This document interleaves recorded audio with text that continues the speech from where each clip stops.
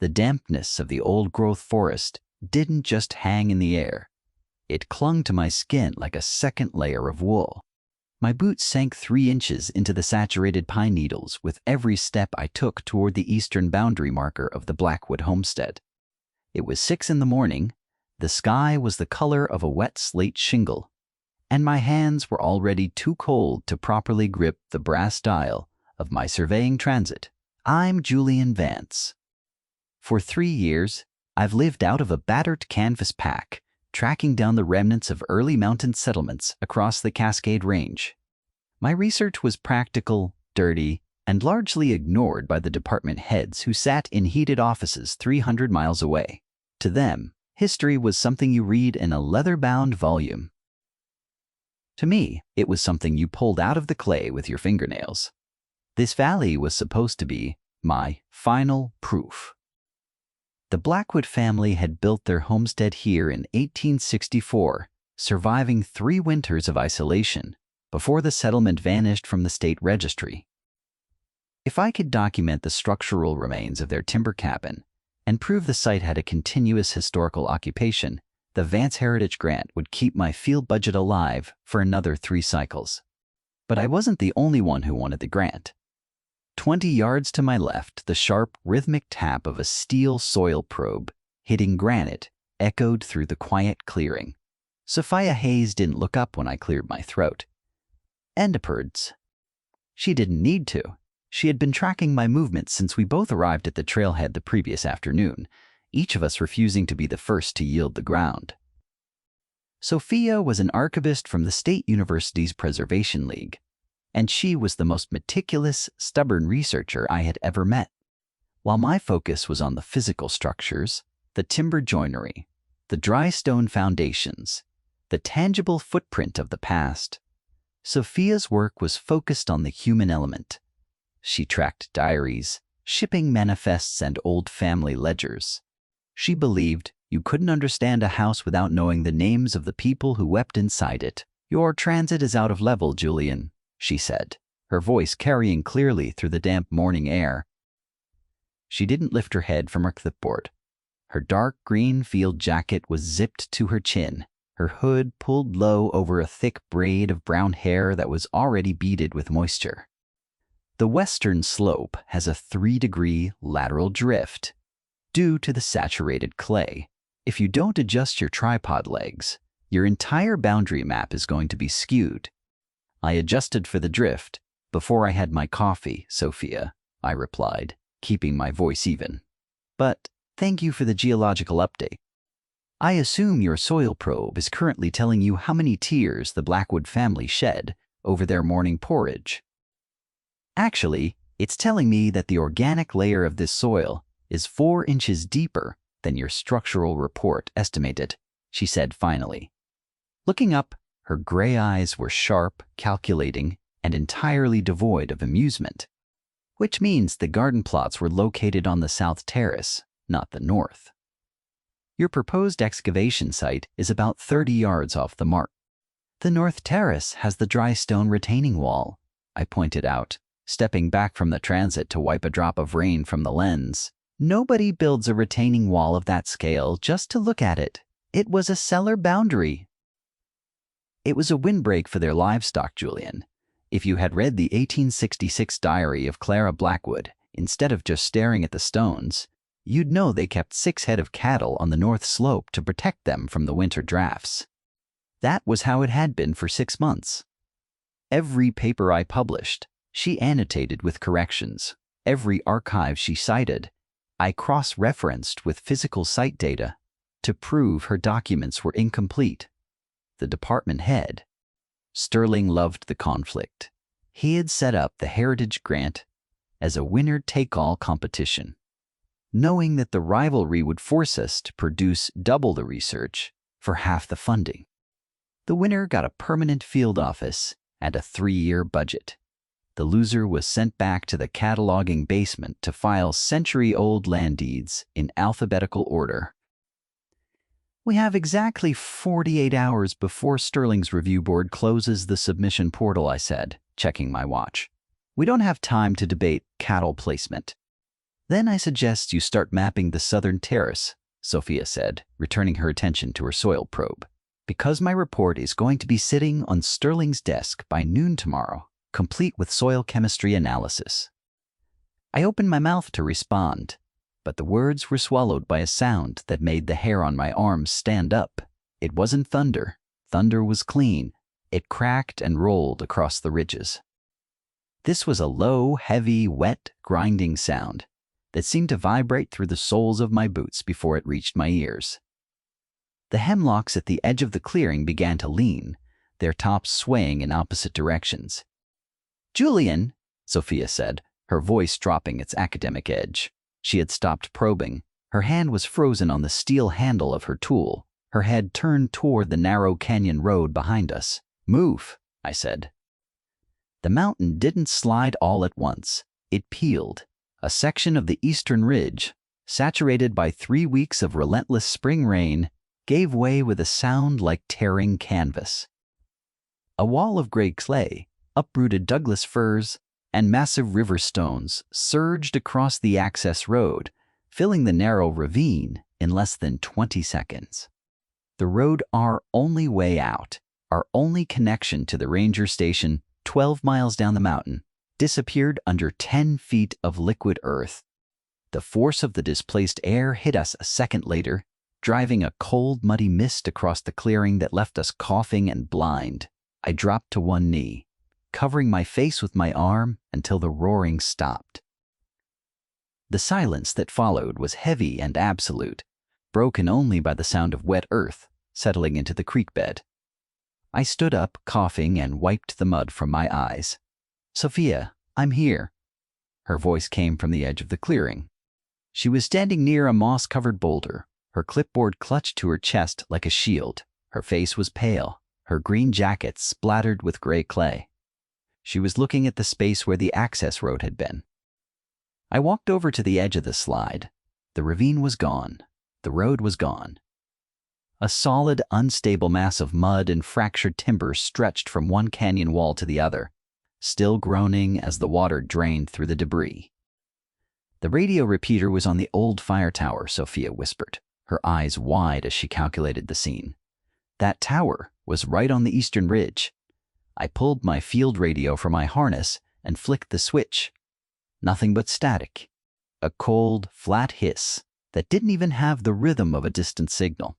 I tried the emergency channel 3 times. Nothing. "The repeater is down," I said, clipping the radio back to my chest, "and the road won't be clear for a week. The county doesn't keep heavy equipment on this side of the pass." Sophia took a slow, deep breath, her fingers tightening on the edge of her aluminum clipboard. I could see her mind working, shifting from the sudden shock of the landslide to the immediate, practical reality of our situation. The storm warning said the second front would hit by nightfall. The temperature is going to drop below freezing. "We have our personal tents," I said. "My tent was in the back of my utility truck," she replied, her voice remarkably level despite the circumstances. "My truck is currently under 4 feet of clay at the trailhead. I looked at my own gear. My pack was dry, but my shelter was a minimalist, ultralight bivy sack designed for one person to survive a cold night on a ridge. It wasn't meant for a sustained freeze, and it certainly wasn't meant for 2 people who couldn't agree on the purpose of a 19th century stone wall." "The Blackwood barn," I said, pointing toward the gray timber structure that stood 60 yards back from the clearing, partially sheltered by a grove of ancient cedars. The roof is cedar shakes, but the main frame is hand-hewn white pine. It stood for 160 years. It'll stand through a freeze. Sophia looked at the barn, then down at her mud-slicked boots, and finally at me. "Your bivy sack is in your pack, isn't it?" "It is." "And you're going to tell me that you're perfectly comfortable sleeping in a drafty barn while I take the dry shelter?" "I'm a field surveyor, Sophia. I've slept on granite ledge in worse than this." "But the barn is dry. It has 3 walls intact, and it's large enough that we won't have to share a zip code." She stared at me for a long moment, her jaw set with that stubborn intensity That usually meant she was about to cite a university safety protocol. Instead, she nodded once. Then let's get our gear inside before the rain starts again. We have exactly 24 hours before our grant data is due, and currently, neither of us has a way to submit it. The submission is the least of our problems, I said, picking up my tripod. It's the only problem that determines whether we have jobs next month, Julian, she said, her voice dry as she picked up her soil probe. If we're going to be trapped here, we might as well make sure we're trapped with a future. The interior of the Blackwood barn smelled of old hay, dry rot pine resin, and the cold, clean scent of rainwater, dripping through small gaps in the roof. The main support beams were massive, 13-inch timbers joined with wooden pegs that had weathered to a dark silvery gray. A loft hung over the back half of the space, accessible by a crude ladder built directly into the wall studs. I dropped my heavy survey pack near the old grain bin in the dry corner. The floorboards beneath us were thick, hand-sawn fir, surprisingly solid despite the moisture dripping from the eaves. We need to establish some parameters, Sophia said. Setting her research case on a clean section of the green bin, she began pulling out yellow legal pads, 3 different colored pencils, and a small battery-powered lantern. The barn is 40 feet by 30 feet. I will take the western side near the old tack room. You can have the eastern side near the main doors. The center aisle remains neutral ground. Are we drawing a line in the dirt with a stick, Sophia? I asked, pulling my small multi-fuel stove from my pack. Because I left my chalk at home. We don't need chalk, Julian. We need order. If we don't maintain a professional boundary, this situation will degenerate into an academic shouting match within 3 hours. I don't shout, I said, setting the stove on a flat stone I'd carried inside. I merely present structural evidence that contradicts your theories. Which is just shouting with more syllables, she replied, her pencil scratching against her pad. First item of business. Water. The creek is running brown with silt from the slide. We can't drink it without clogging our portable filters. The runoff from the cedar shakes on the south roof is clean enough if we boil it, I said. I'll set up a catchment system using my ground tarp and a clean bucket from the tack room. I already checked the tack room, Sophia said, her voice holding a rare note of satisfaction. The bucket has a hole in the bottom, but there is a 3-gallon copper boiler behind the old Ford setup in the corner. It's dusty, but it's intact. The copper boiler. I looked over at the dark corner where the remnants of an old blacksmith hearth sat. That's a 9,860 trade piece. It's an artifact, Sophia. We can't use it to boil drinking water. It violates preservation protocol. Preservation protocol doesn't apply to survival, Julian. Besides, according to the 1867 tax assessment, that boiler was listed as damaged utility scrap. It has no unique historical provenance. It has provenance. If it's still holding water, I muttered, but I walked over to the corner anyway. The boiler was heavy, its copper surface covered in a thick greenish-brown patina. I lifted it carefully, checking the seams. They were hand-soldered with lead-free pewter, a common field repair for the era. I brought it back to the center of the barn and set it near my stove. We boil it for 15 minutes, she said. No less. 10 minutes is standard for this altitude, I said. 15, she repeated, her eyes meeting mine. I've read the medical logs of the local county doctor from 1868. Half the valley died of waterborne pathogens because they thought 10 minutes was enough. Fine, I said, rolling up my sleeves. 15 minutes. But if the copper gives the water a metallic tang, I don't want to hear any complaints about the quality of the coffee. For the next 2 hours, the only sounds inside the barn were the steady, rhythmic drumming of the rain on the cedar roof, the hiss of my small stove, and the quiet rustle of Sophia's papers. We worked in silence, each of us anchored to our respective corners of the old barn. I set up my tablet on a wooden crate and began processing the raw GPS points I had captured before the slide. The data was clean, but it was incomplete. Without the southern terrace coordinates, my structural map was just a collection of disconnected lines. I kept looking at the screen, then out the open barn doors at the gray curtain of rain that was turning the clearing into a lake of red clay.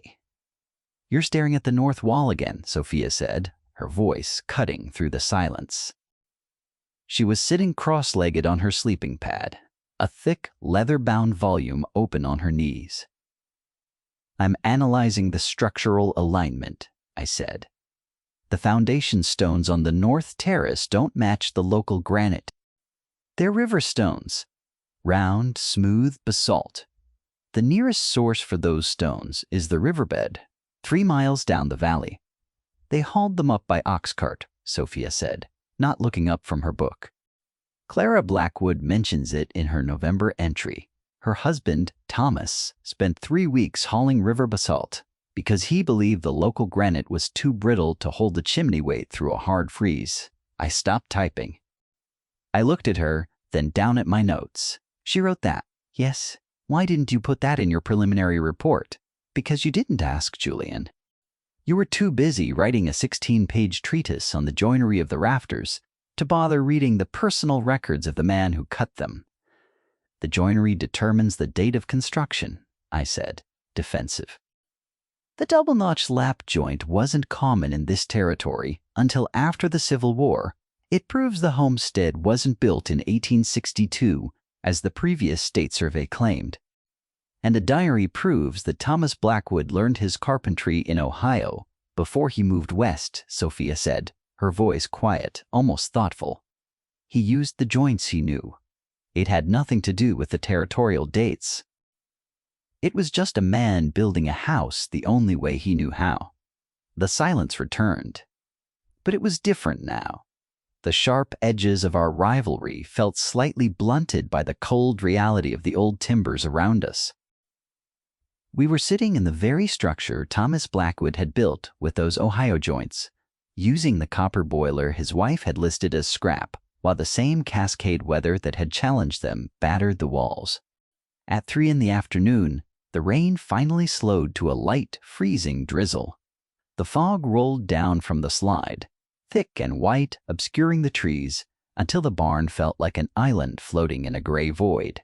Sophia stood up, stretching her legs. She walked to the open door and looked out at the mud. "The temperature is dropping faster than the forecast predicted. It's already 34 degrees. "The wind is shifting to the north," I said, checking my handheld barometer. "The pressure dropped 8 millibars in the last hour. We're going to get freezing rain by nightfall. We need more wood," she said. "The dry wood in the corner won't last through a 12-hour freeze." "There's a woodpile behind the lean-to," I said, reaching for my gloves. "But it's probably soaked." "The middle of the pile will be dry if it was stacked correctly," she said, pulling her hood up. "Thomas Blackwood always stacked his wood under a bark lean-to on the north side of the barn. Let's see if his descendants kept up the habit." We stepped out into the cold air together. The mud was thick, pulling at our boots with a heavy, wet suction. We walked around the northern corner of the barn, our shoulders hunched against the biting drizzle. The woodpile was there, half collapsed and covered in green moss. But beneath the rotten outer layers, the split logs of western red cedar were still dry and fragrant.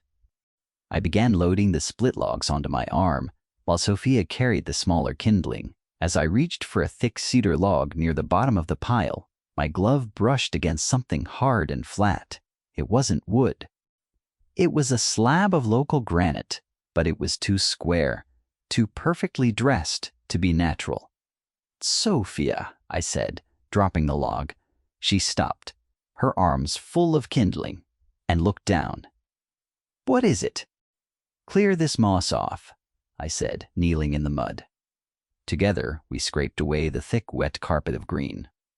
Beneath it lay a low, dry stone archway, half buried by 80 years of forest leaf mold and washed-out soil. It was built into the slope of the hill directly behind the barn. its stones fitted together with a tight, mortarless precision that had survived the pressure of the earth behind it. "A cellar," I whispered, my surveyor's instinct taking over. "This isn't a simple root cellar. Look at the alignment. It's set at a right angle to the barn's main sills." "No," Sophia said, her eyes wide as she knelt beside me, ignoring the mud soaking into her trousers. "This isn't in any of the land surveys. The state registry only listed the cabin, the barn, and the well." "Because it was hidden," I said, using my soil probe to clear the packed earth from the archway. "The settlement was abandoned during the winter of 1869.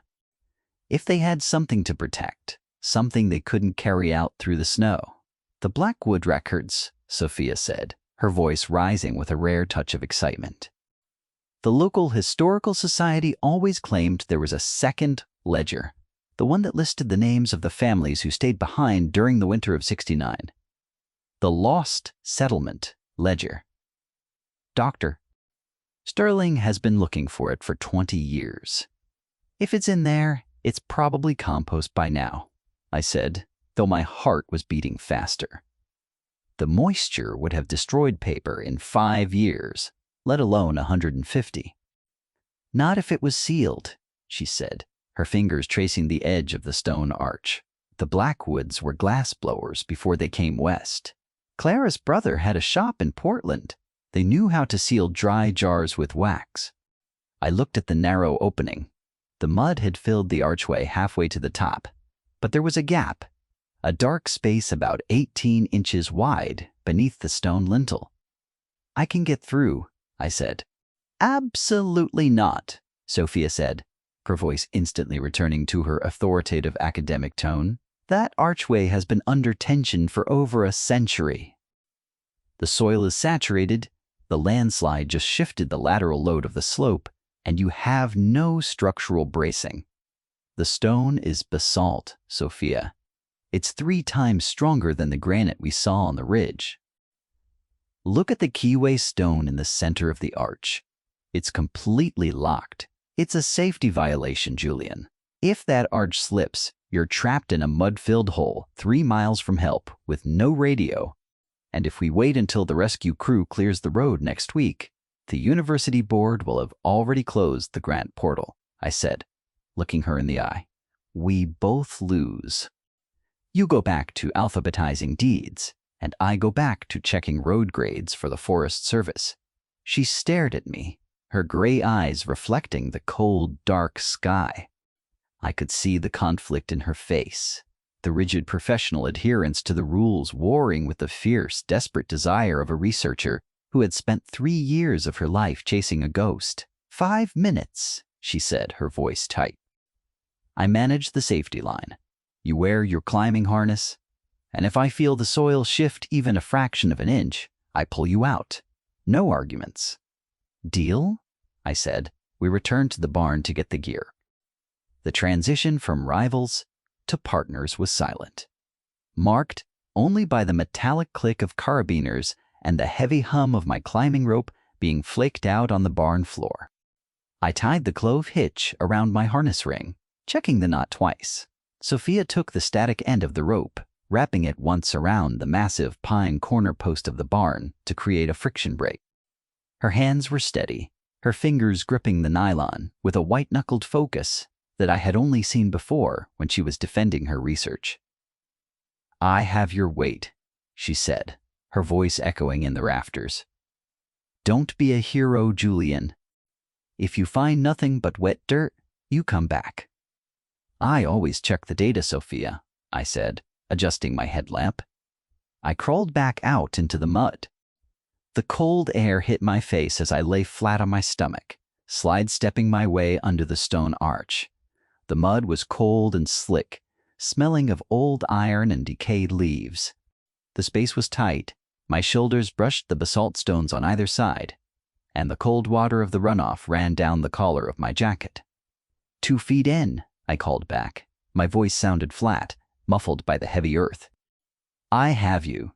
Sophia's voice came through the opening, surprisingly clear. "The line is taut. The stone hasn't moved. I pushed myself further into the dark. The headlamp beam cut through the damp air, reflecting off thousands of tiny water droplets hanging from the ceiling. It wasn't a natural cave.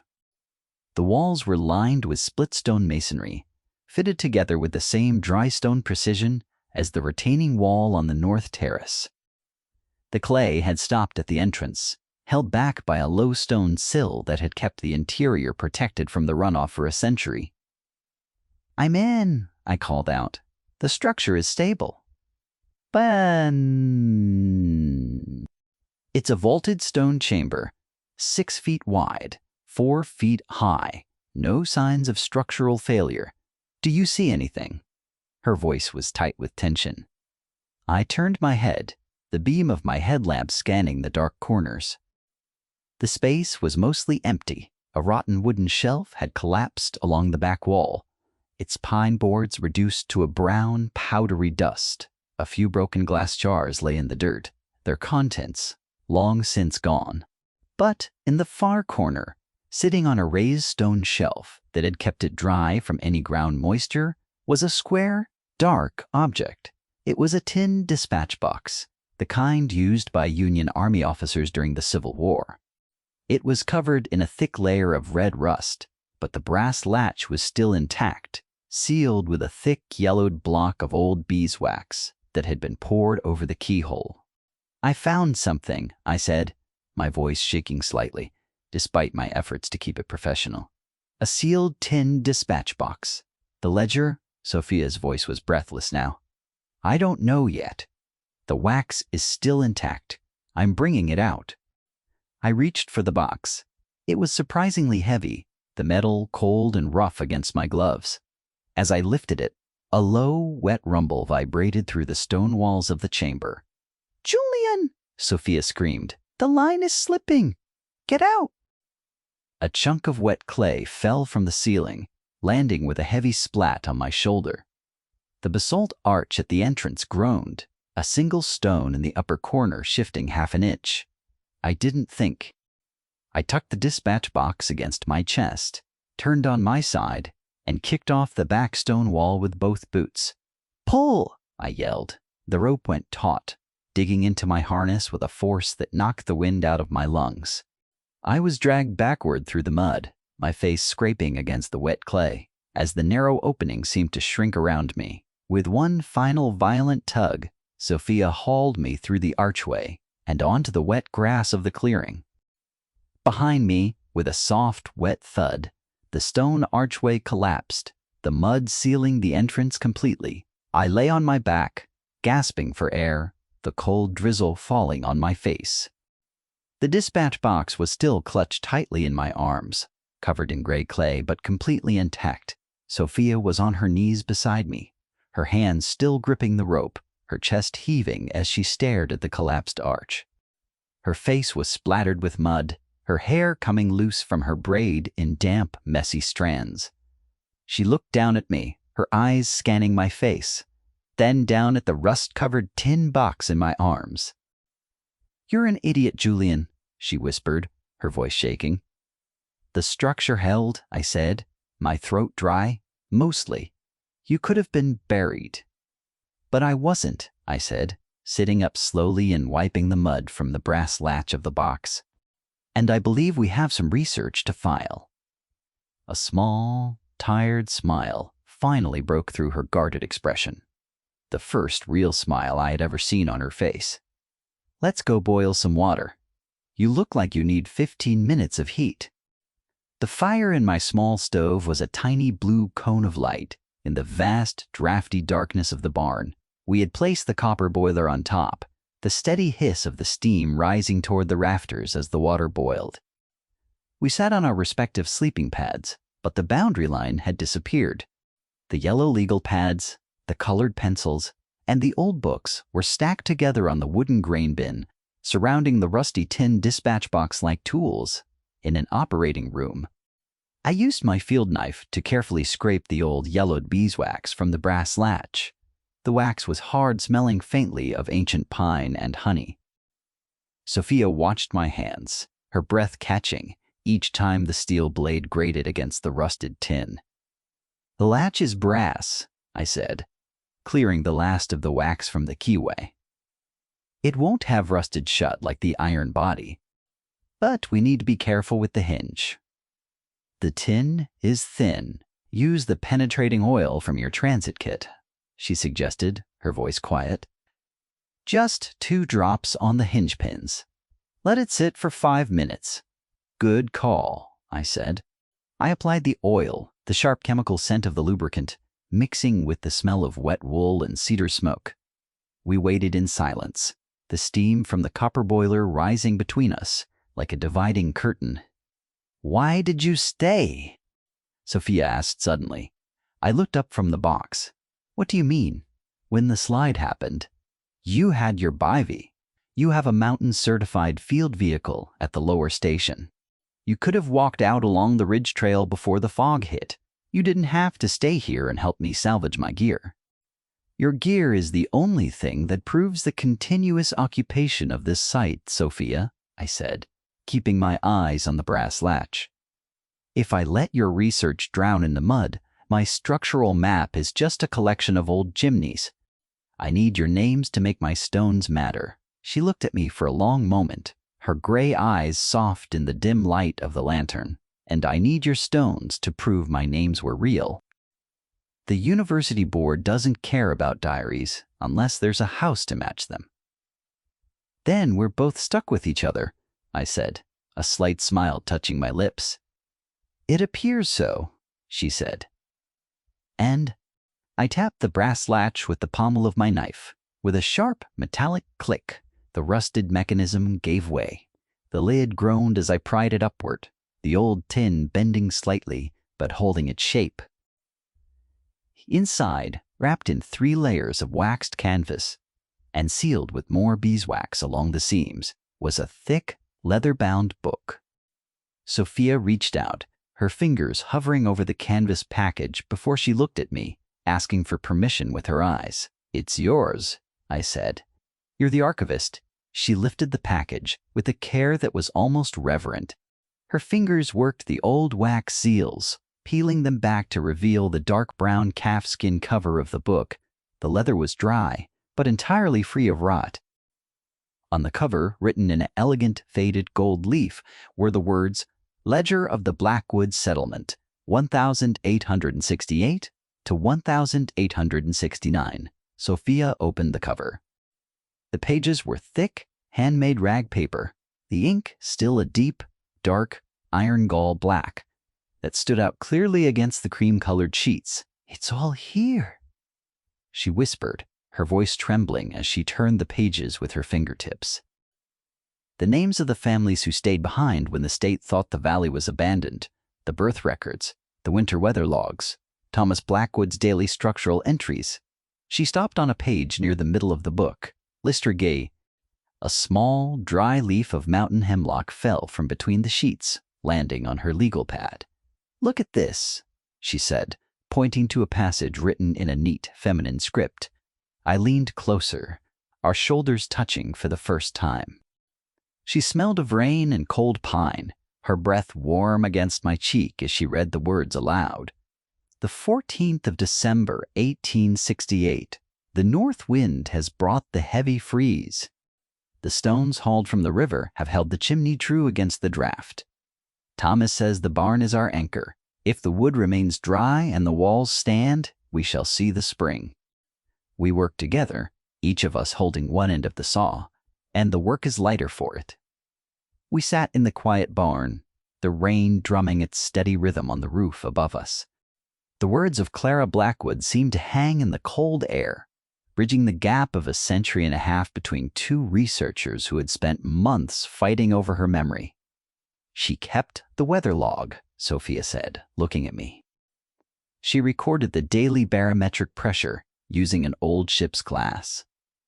Julian, her pressure readings match your structural soil models perfectly. And his construction logs prove my dates were right, I said, pointing to a sketch of the double-notch joint on the opposite page, hand-drawn by Thomas Blackwood himself. He built the barn first, in '66, then used the same timber frame to reinforce the cabin during the freeze of '68. We were both right, she said. No, I corrected gently. We were both half right. The story didn't work until we put the pieces together. For the rest of the night, the storm raged outside, turning the mountain road into a river of clay and ice. But inside the old barn, the blue flame of the stove burned steady. We sat side by side, our laptops open, our data sheets spread across the dry fir floor. We didn't write two separate reports. We wrote one. Sophia drafted the historical narrative, her words bringing the daily lives of the Blackwood family to life with a vivid human intensity. I built the structural maps, embedding her diary citations directly into the GPS coordinates of the hearth, the retaining wall, and the hidden stone cellar. Every point had a name, every stone had a story. By midnight, the report was complete. It was a 40-page comprehensive preservation study, far more detailed and cohesive than anything Dr. Sterling's department had produced in a decade. Now we just have to submit it, Sophia said, looking at her tablet. The portal closes in exactly 12 hours, and we still have no signal. The wind is shifting back to the west, I said, stepping to the door of the barn. The rain had finally stopped, leaving the mountain quiet under a canopy of cold, brilliant stars. The fog was lifting from the ridges, revealing the dark, jagged outline of the forest against the night sky. The high ridge, I said. The landslide cleared the trees on the eastern slope. If we climb the slide path, we'll have a direct line of sight to the valley cell tower. The clay is still unstable, Julian, Sophia said, joining me at the door. We have the climbing rope, I said, looking at her with a dry smile. And I believe I have a partner who knows how to manage a safety line. She looked at the dark, silver-lit slope of the slide, then back at the completed report on her tablet, her jaw set with that familiar, beautiful determination. Let's go, she said. The climb was brutal. The mud was cold, freezing into a stiff, slippery crust that broke under our weight with each step. We worked in tandem, one of us securing the anchor, while the other climbed, using our headlamps to pick a path through the tangled roots and shattered pine trunks. Twice, my boots slipped on a patch of wet clay, and twice, the rope went taut, Sophia's weight holding me steady from the ledge below. There was no shouting, no hesitation. We moved with the quiet, efficient rhythm of two people who had learned to trust each other's competence in the dark.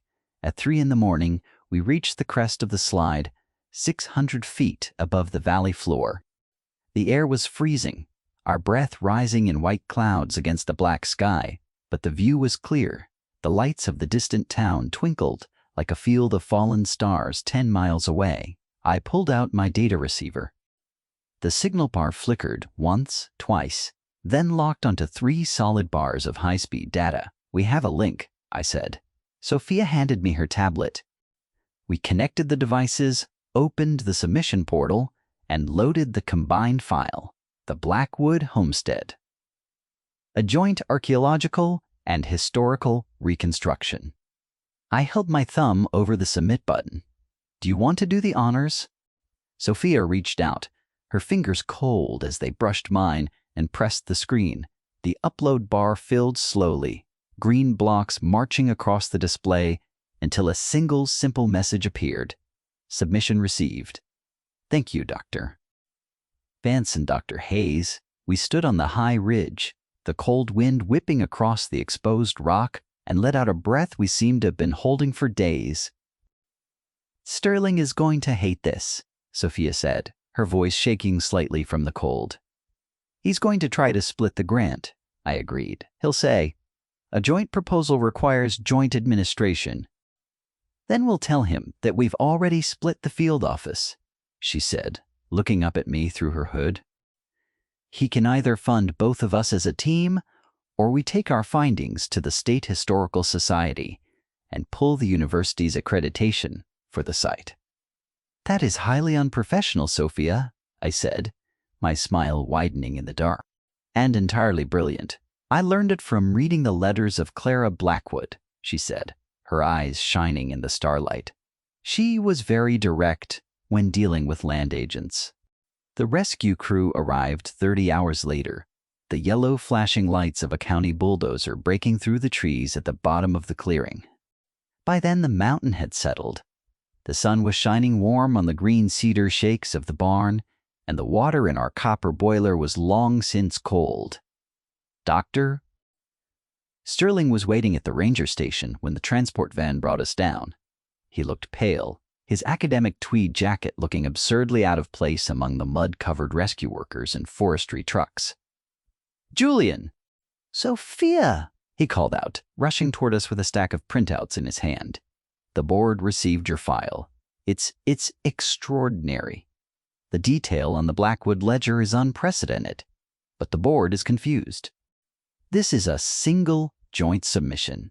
Only one grant can be awarded." Sophia stepped out of the van first, her boots still caked in the gray clay of the landslide, her green field jacket zipped tight. She didn't look like an archivist who had spent the last 3 days sleeping on a barn floor. She looked like a woman who had just conquered a mountain. "The grant is for the preservation of the site." "Sterling," she said, her voice carrying clearly over the rumble of the idling bulldozers, "the site cannot be preserved without both structural mapping and archival provenance. We have established a permanent joint research group."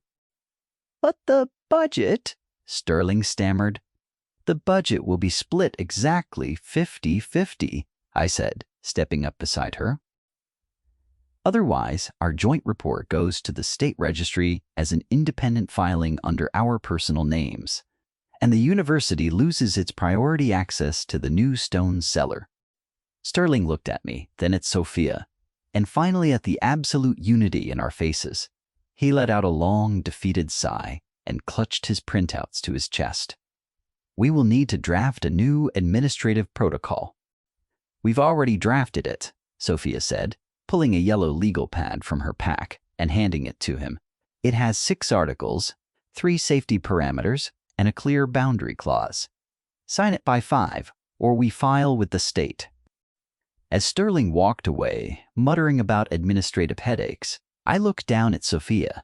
She was already looking at her map, her red pencil poised over the northern terrace boundary. "You're still correcting my lines," I said. "The retention wall was still a windbreak, Julian," she said, her gray eyes sparkling with that sharp, beautiful intelligence. "But I suppose we can use your structural database to prove it was a very well-built windbreak." "A team effort," I said. "Only if you promise not to argue with my soil chemistry next season," she said. Her smile, small, tired, but completely real. "I make no promises about soil chemistry, Doctor," I said, picking up her heavy equipment case and slung it over my shoulder. "But I'll carry the weight." She didn't argue. She matched her pace to mine as we walked toward the ranger station, her hand brushing mine for a brief second, cold and dry, before we stepped together into the warm, bright light of the office. "Lady!" For the first time in my career, the silence of the field didn't feel lonely.